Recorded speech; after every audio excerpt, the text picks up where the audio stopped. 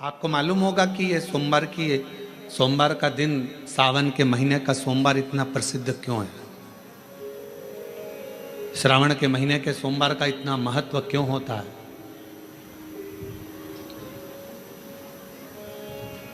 उसका एक कारण है, सावन के सोमवार का इतना महत्व क्यों है? सारे सोमवार होते हैं, सारे श्रावण सोमवार का दिन होता है, सारे सोमवार मान्य होते हैं, पर सावन के सोमवार की इतनी महत्वता क्यों है?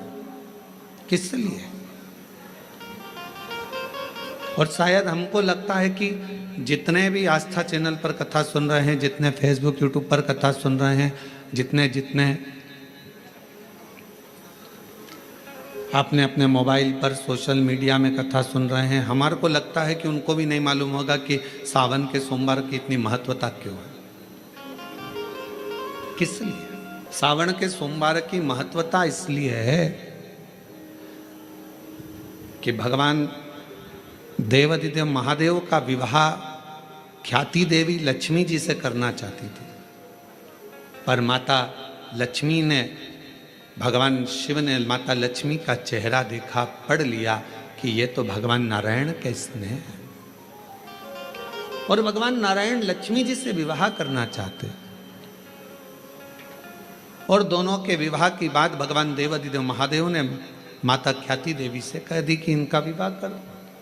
अब माता लक्ष्मी जी ने बड़ा निवेदन करा, आपने हमारा विवाह भगवान नारायण के साथ में कर दिया, हमारे मन की बात को रख लिया, बड़ी कृपा करी भोले बाबा, मेरा मन है मैं आपके चरणों की सेवा करूं, मुझे कोई सेवा आपकी बताओ।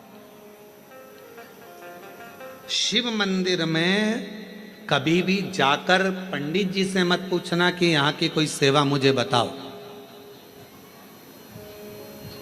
भगवान के अन्य मंदिर होंगे तो वहां जाकर पूछना, देवी जी के मंदिर में यहाँ सेवा बताओ, राम जी के मंदिर में पूछना यहाँ सेवा बताओ, भगवान कृष्ण के मंदिर में पूछना हमारे लिए कोई सेवा बताओ, भगवान दत्त के मंदिर में पूछना हमारे लिए सेवा बताओ। सारे मंदिरों में जाकर कहना कि हमारे लिए सेवा बताओ, पर शिव जी के मंदिर में जाकर मत कहो कि हमारे लिए सेवा बताओ। वहाँ तो झाड़ू उठाओ, सेवा में लग जाओ, वहाँ तो निर्माल्य पड़ा है उसको उठाओ, विसर्जन में ले जाओ, वहाँ पोछा उठाओ, पोछा लगाना प्रारंभ कर दो, शिव जी का श्रृंगार करना प्रारंभ कर दो, शिव जी का सुंदर स्नान कराना प्रारंभ कर दो। शिव मंदिर में सेवा पूछी नहीं जाती, सेवा करी जाती है।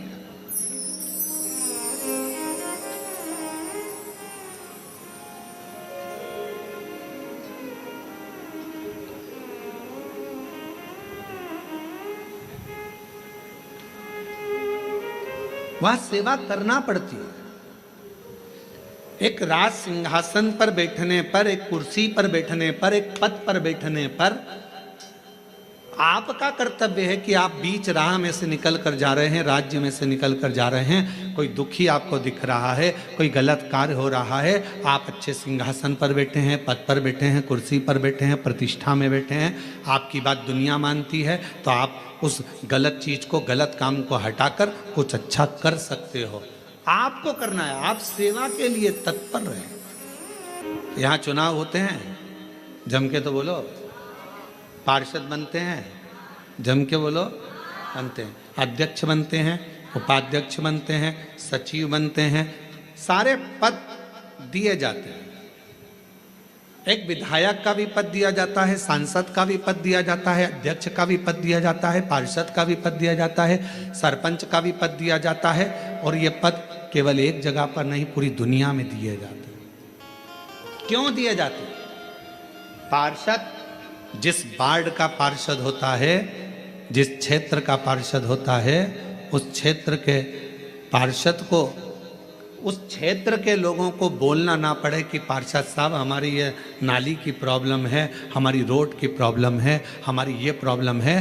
पार्षद उसी क्षेत्र का है, उसी कॉलोनी का है, उसी सोसाइटी का है, वो वहाँ घूमे और घूमने के बाद वो देखे कि मुझे सेवा का मौका कहाँ मिलेगा, मैं कहाँ सेवा करूँ, मैं ये नाली बनवा दूँ कि रोड बनवा दूँ कि मुझे ये करना है। वहाँ कहना नहीं पड़े, शंकर के मंदिर में कहना ना पड़े कि तुम्हें ये करना।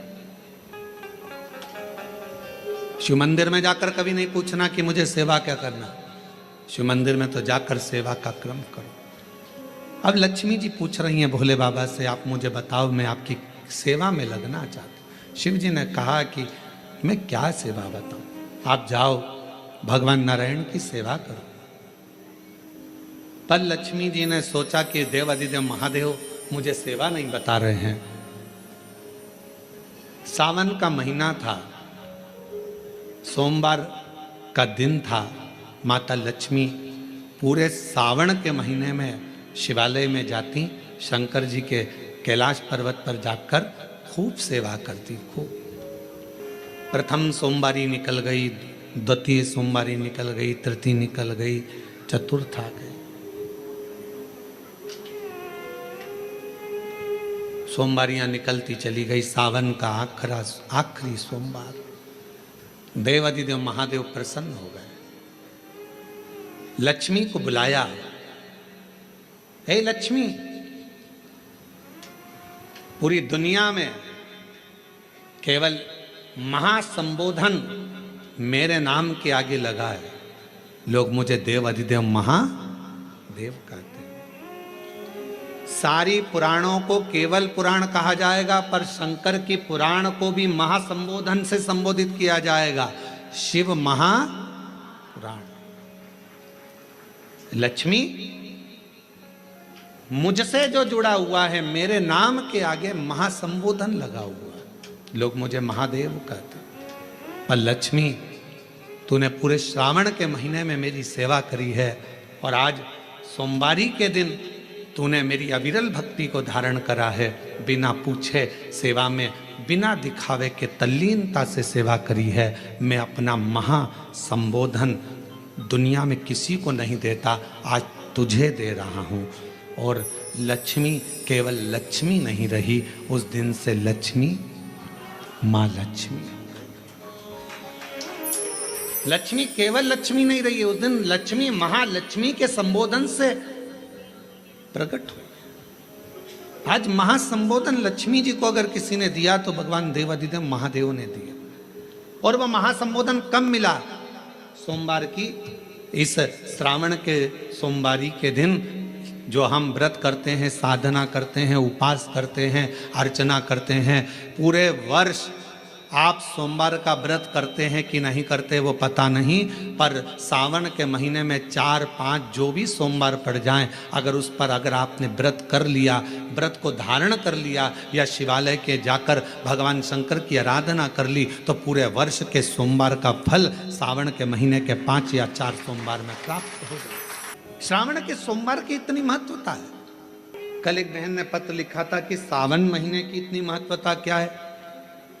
हमने शिव महापुराण के अंदर पढ़ा तो ऐसा सावन महीने का ज़्यादा लेख शिव महापुराण के अंतर्गत नहीं मिला। श्रावण महीने की इतनी प्रबलता क्यों मानी गई?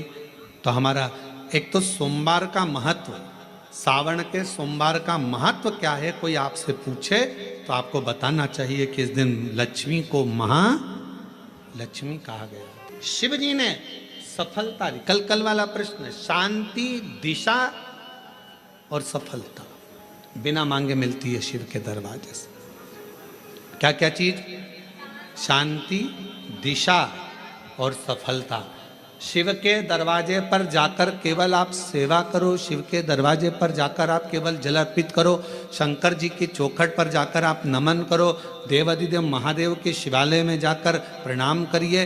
भगवान शंकर की चौखट पर, द्वार पर अगर आप जा रहे हो, 3 चीजें आपको मांगना नहीं पड़ेगी। जैसे लक्ष्मी जी ने शिव जी से नहीं मांगा कि मुझे महासंबोधन दो, लक्ष्मी जी ने नहीं मांगा कि मुझे भगवान विष्णु दो, लक्ष्मी जी ने नहीं मांगा कि मुझे ये देना। लक्ष्मी जी तो शंकर भगवान की सेवा में लग गई, तो लक्ष्मी जी को 3 चीजें अपने आप मिल गई। एक शांति हृदय की, दूसरा दिशा, लक्ष्मी जी को कहाँ जाना है, और तीसरे नंबर पर सफलता। माता लक्ष्मी केवल लक्ष्मी नहीं रही, उनको महालक्ष्मी कहा गया। महालक्ष्मी